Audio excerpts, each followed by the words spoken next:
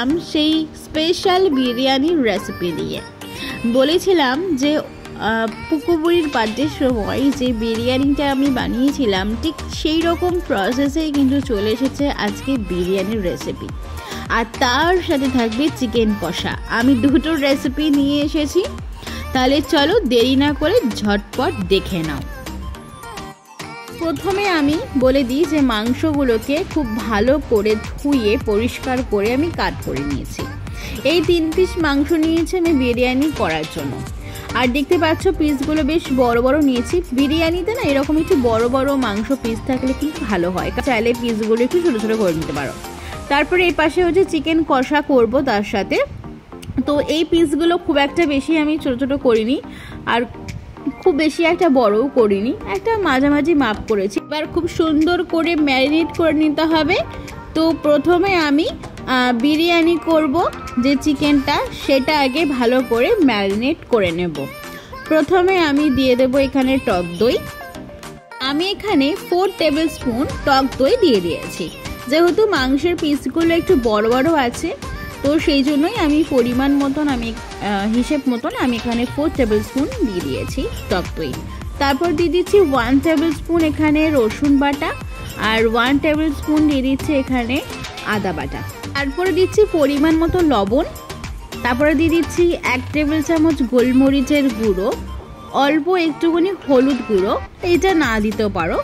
আর এখানে দিচ্ছি অল্প একটু কাশ্মীরি লাল লঙ্কার গুঁড়ো। তারপরে 1 টেবিল চামচ দিচ্ছে এখানে বিরিয়ানির মশলা, আর তারপরে দিয়ে দিচ্ছে এখানে বেশ কিছুটা রিফাইন তেল দিয়ে এবার খুব ভালো করে এটাকে মেখে নিতে হবে। আর যেখানে যেখানে আমি কেটে রেখেছিলাম সেখানেও মশলাটা খুব ভালো করে মাখিয়ে নিতে হবে।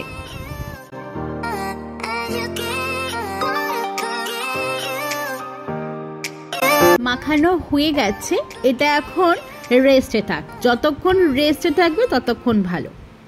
এবার চলে আসি আমি চিকেন কষাটা ভালো করে ম্যারিনেট করব বলে। প্রথমে আমি এখানে 3 টেবিল স্পুনের মতন টক দই দিয়েছি। রসুনটা 1 টেবিল স্পুন আছে, একটু থেতো করে দিয়েছি। 1 টেবিল স্পুন আদা বাটা, আর 1 টেবিল স্পুন এখানে গোলমরিচের গুঁড়ো। দিচ্ছি কিছুটা রিফাইন্ড অয়েল, এটার পরিবর্তে তোমরা সর্ষের তেলও ব্যবহার করতে পারো। আর এখানে তারপরে দিচ্ছি চিকেন কারি মশলা, এটা কিন্তু খুব ভালো স্বাদ আনে। আর তার সাথে দেবো হচ্ছে একটু লাল লঙ্কার গুঁড়ো, মানে কাশ্মীরি লাল লঙ্কার গুঁড়ো, সেটার পরিমাণটা একটু বেশি দিচ্ছি যাতে কালারটা ভালো আসে। আর গোলমরিচের গুঁড়ো তো দিয়েছি, অল্প একটু ঝাল হবে, খুব বেশি একটা আমি ঝাল করব না, কারণ পুকুবুড়ি আবার ঝাল খেতে পারে না, তো ওই আর কি। তো এবার ভালো করে মেখে নিতে হবে।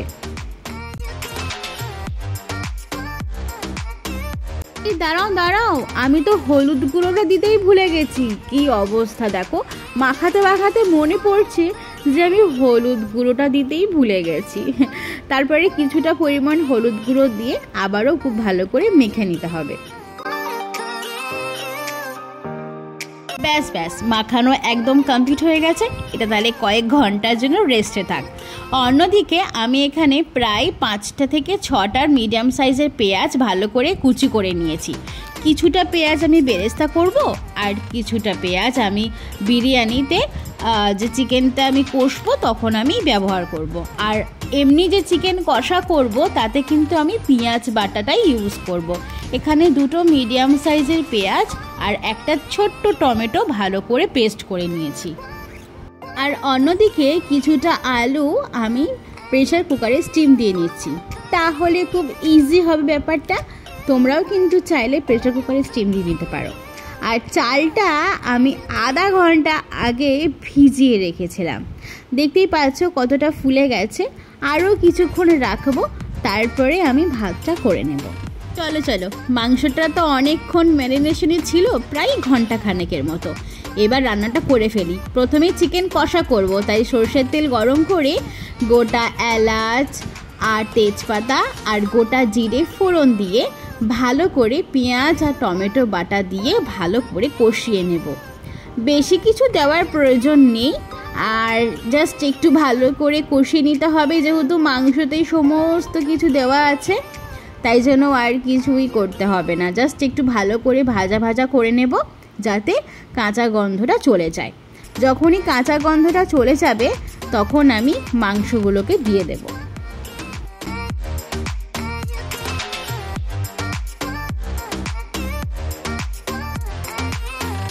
মাংসগুলোকে দিয়ে খুব ভালো করে কষিয়ে নিতে হবে। যেহেতু মাংসগুলো বেশ কিছুক্ষণ ধরে ম্যারিনেট করা ছিল, তাই কষতে কিন্তু বেশিক্ষণ সময় লাগবে না, একদম চটজলদি হয়ে যাবে। আর এই রকমভাবে যদি চিকেন কষা বাড়িতে একবার বানাও, দেখবে যা সুন্দর খেতে হবে। প্রত্যেক দিন তোমার মনে হবে যে এরকম রান্না করে করে খাই। মাঝখানে একটু একটু করে জল দিও, যাতে তলাতে পুড়ে না যায়, যাতে না লেগে যায়, ঠিক তার জন্য। আমি কিন্তু মাংসটা চাপা দিয়ে দিয়ে কষিয়েছি, এতে কি হবে আরও তাড়াতাড়ি মাংসটা কষে যাবে। আর এইভাবে কিন্তু ভালো করে নাড়তে থাকবে, যাতে তলাতে একদম লেগে না যায়। তলাতে যদি লেগে যায়, যদি পোড়া গন্ধ হয়ে যায়, তাহলে কিন্তু আর সেই রকম টেস্টটা পাবে না। আমি দেখছিলাম যে মাংসটা কিন্তু অলমোস্ট আমার রেডি হয়ে গেছে, তাই এবার নামানোর আগে পরিমাণ মতো লবণটা দিয়ে দিলাম, দিয়ে আরও কিছুক্ষণ নাড়বো, তাহলেই কিন্তু জিনিসটা একদম কমপ্লিট হয়ে যাবে। তো আমার চিকেন কষা একদম রেডি হয়ে গেছে, আমি নামিয়ে নিয়েছি। আর দেখতেই পাচ্ছ যে কতটা সুন্দর হয়েছে। এবার চলো তাহলে বিরিয়ানির জন্য যে মাংসটা সেটা কষিয়ে ফেলি। তো তার আগে আমি ভাতটা রান্না করে নিয়েছি। ভাত রান্না করতে তোমরা সকলেই জানো, আর সেটা নতুন করে নিশ্চয়ই বলে দিতে হবে না। আর ভাতে কিন্তু আমি লবণ দিয়ে একদম সেদ্ধ করে নিইনি, লবণ ছাড়াই শুধু গোটা গরম মশলা দিয়ে আমি ভালো করে ভাতটা রান্না করে নিয়েছি। আর অন্যদিকে আমার পেঁয়াজ বেরেস্তা করা একদম রেডি। আর তার সাথে যে আলুগুলোকে সেদ্ধ করেছিলাম সেগুলোকেই আমি গিয়ে একটু ভেজে নিয়েছিলাম। আর এই যে দেখো তেলটা একটু রেড কালার হয়ে গেছে, কারণ আমি একটুখানি আলুতে ফুড কালার দিয়ে আলুগুলোকে ভেজে নিয়েছিলাম। সেই তেলেই কিন্তু আমি রান্নাটা করে নেব। তো প্রথমে আমি গোটা এলাচ আর অল্প একটুখানি জিরে ফোড়ন দিয়ে দিলাম। তারপরে আমি এখানে পেঁয়াজ কুচি দিয়ে দিলাম, দিয়ে ভালো করে একদম লাল লাল করে ভেজে নেব।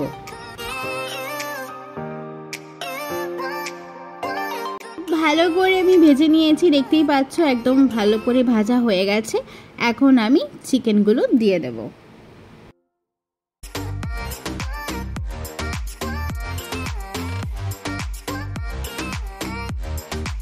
এখন খুব ভালো করে মাংসটা কষিয়ে নিতে হবে। আসলে এতটাই বড় বড় পিস হয়েছে আর আমার কড়াইটা এতটাই ছোট যে আমার নাড়তে খুবই অসুবিধা হচ্ছিল। কিন্তু যেহেতু অনেকক্ষণ ধরে ম্যারিনেট করা ছিল, তাই মাংসটা কষাতে বেশিক্ষণ সময় লাগবে না। তো চলো তাহলে ভালো করে মাংসটা কষিয়ে নিই।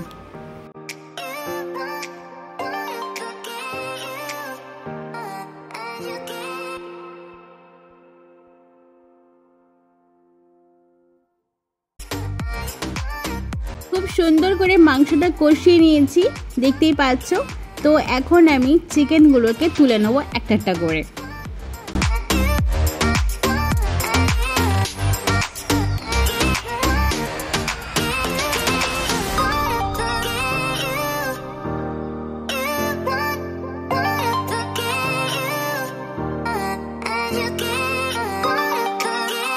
তো আমি আলাদা করে নিয়েছি, দেখো তেলটা আলাদা করে নিয়েছি, আর এটা হচ্ছে গ্রেভিটা, দুটোকে আলাদা করে নিয়েছি। আর এখানে কিছুটা দুধ, কেশর, গোলাপ জল, কেওড়ার জল, মিঠা আতর গুলে নিয়েছি। ভাত রেডি হয়ে গেছে, চিকেনটাও তোলা হয়ে গেছে, অন্যদিকে পেঁয়াজ বেরেস্তা আর আলুটা তো তৈরি করাই আছে।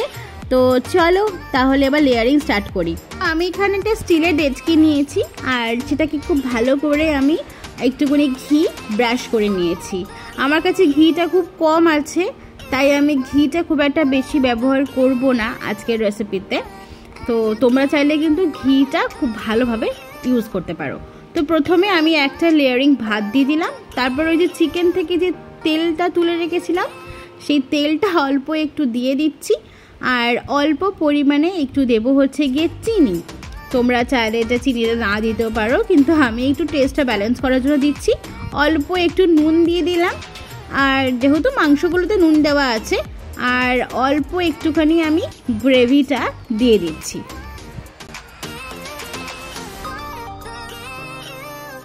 আর চিকেনের পিসগুলোকে আমি সুন্দর করে সাজিয়ে দেব। এবার দিয়ে দেবো সেই বাটিতে দুধ, কেশর, গোলাপ জল, কেওড়া জল, মিঠা তোর গুলে রেখেছিলাম সেটা অল্প একটু দিয়ে দিলাম। পরে দিয়ে দেবো অল্প একটুখানি পেঁয়াজ বেরেস্তা। তারপরে দিয়ে দেবো এখানে সাদা ভাত আর একটা লেয়ারিং করব, মানে আলুগুলোকে দেবো এরপরে। একদম সেম প্রসেস, আগেরটা যেরকম করলাম ঠিক সেরকমভাবে এইটাও লেয়ারিংটা করে নিতে হবে।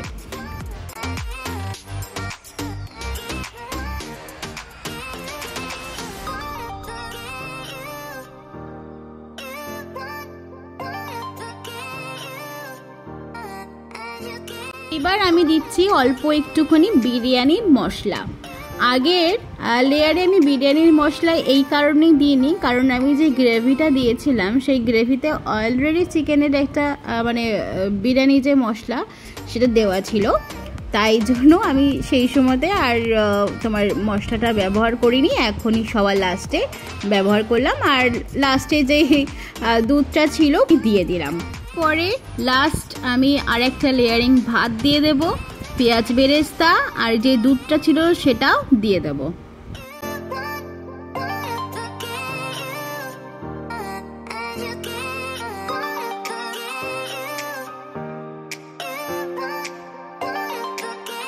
এবার আমি একটু বলে দিই যে আমি এখানে অল্প একটুখানি ফুড কালার দিয়েছিলাম, ইয়েলো ফুড কালার, আর সেটা আমি দেখানো হয়নি।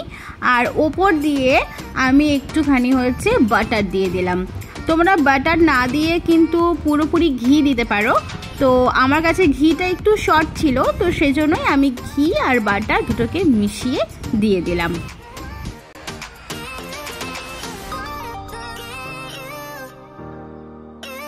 রেডি হয়ে গেছে, আর আমি সাইডে এভাবে আটা লাগিয়ে দিয়েছি। এবার আমি মানে চাপা দিয়ে দেব, পুরোপুরি একদম সিল হয়ে গেল, কোথাও কোনোভাবে একটুও দম বেরোতে পারবে না। দেখো একদম পারফেক্ট। এইবার এটাকে আমি একটা তাওয়ার ওপর বসিয়ে দেবো, আর এটা মিনিমাম 1 ঘন্টা হবে, আর একদম পুরো কম আঁচ, দেখতে পাচ্ছ এতটা কম আঁচ দিয়ে দিয়েছি। 1 ঘন্টা হতে থাক ততক্ষণ। 1 ঘন্টার রেস্টে রাখার পর আমি আরও 15-20 মিনিট রেখে দিয়েছিলাম। তারপর এখন আমি সিল খুলছি, দেখতেই পাচ্ছ সাইডগুলো একদম পুরো শক্ত হয়ে গেছে, মানে একদম রেডি হয়ে গেছে। তাই অমিতকে বললাম তুমি একটু হেল্প করে দাও আমাকে, আমি একা একা পারবো না। তো বললো ঠিক আছে চলো তোমাকে একটু সাহায্যই করিয়ে দিই। তো চলো এখন সিলটা খুলে ফেলি।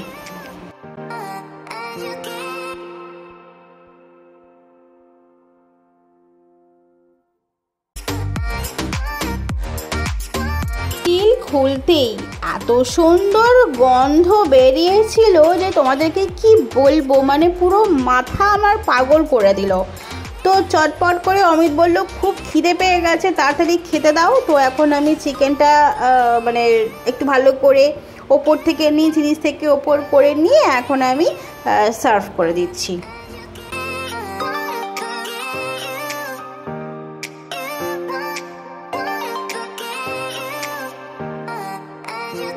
তো আমাদের চিকেন বিরিয়ানি কিন্তু একদম রেডি, দেখতেই পাচ্ছ কি দারুণ হয়েছে না? সত্যি কথা বলতে এরকমভাবে একবার ট্রাই করে দেখো, একদম পুরোপুরি মনে হবে দোকানের বিরিয়ানি, জাস্ট ফাটাফাটি। আর আমার মেয়ে বিরিয়ানি খেতে ভীষণ ভালোবাসে, আর আমিও ভালোবাসি, আর এখানে অমিত তো বাসে, ওর জন্যই স্পেশালি এটা করা। তো দেখতেই পাচ্ছ সবাই কত আনন্দ করে খাচ্ছে এবং কতটা সুন্দর হয়েছে, ঝরঝরে হয়েছে। খুব একটা বেশি আমি এখানে স্মেল দিইনি, খুব একটা বেশি মশলা ব্যবহার করিনি, এত সুন্দর হয়েছে যে ভাবতে পারবে না। চিকেনটা এত সুন্দর সেদ্ধ হয়েছে, এতক্ষণ ধরে ম্যারিনেট করার পরে ভালো করে কষানো হয়েছে, আর আমার এখনই তোমাদেরকে বলতে বলতেই না আমার জিভ থেকে জল পড়ে যাচ্ছে। তাহলে কেমন লাগলো অবশ্যই করে কিন্তু আমাকে কমেন্ট করে জানিও। আর দেখতেই পাচ্ছ কতটা টেস্টি হয়েছে, কতটা সুন্দর হয়েছে। তাহলে ঝটপট করে কিন্তু তোমরাও বাড়িতে একবার এইরকমভাবে চিকেন বিরিয়ানিটা বানিয়ে ফেলো। এত গরম যে আমি ধরতেই পারছিলাম না, তোমাদেরকে দেখানোর চেষ্টা করছিলাম যে দেখো, তো এত গরম। তো চলো আমি ততক্ষণ খেয়ে ফেলি, আর কি তোমরাও বাড়িতে বানিয়ে ফেলো জলদি। আর অবশ্যই করে কিন্তু আমাকে কমেন্ট করে জানিও। আর অবশ্যই করে কিন্তু সাবস্ক্রাইব করতে ভুলো না। ওকে, টাটা, বাই। আবার দেখা হচ্ছে তোমাদের সাথে খুব তাড়াতাড়ি। তোমরা সকলে খুব ভালো থেকো, সুস্থ থেকো, সাবধানে থেকো।